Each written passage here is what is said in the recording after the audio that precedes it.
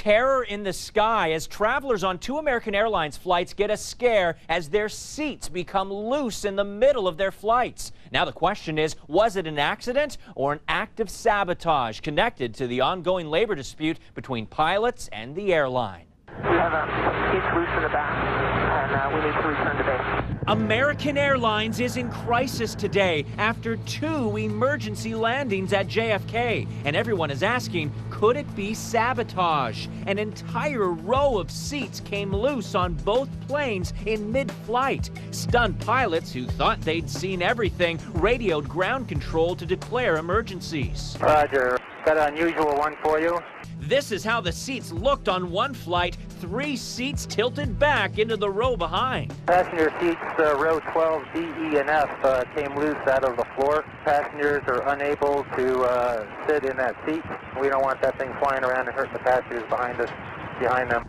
The latest incident took place on Monday when an American Airlines flight from JFK to Miami turned back after the seats came loose. It also happened on Saturday during a flight from Boston to Miami, which diverted to JFK for the emergency landing. The reason they landed the airplane is because they were thinking that maybe there are even more seats loose, and if the seats are loose, what else might be loose? Air travel expert George Hobica. Well, this couldn't have come at a worse time for American Airlines. They're in Chapter 11. They have pilot job actions going on, and now to have 3 of these loose seat incidents occurring, it's just kind of disastrous news. An airline spokesman denied any link between the incidents and ongoing labor strife at American Airlines. Out of an abundance of caution, American has decided to proactively re-inspect 8 757s today that could possibly have the same issue. The issue does not seem to be tied to any one maintenance facility or one work group. It's estimated the risk of dying in a plane crash is about 1 in 11 million, but that doesn't mean people aren't afraid of it. Now, this remarkable video shot by the Discovery Channel shows what it is like from all angles when a plane goes down. It's extraordinary video showing what it's like to be in an actual plane crash.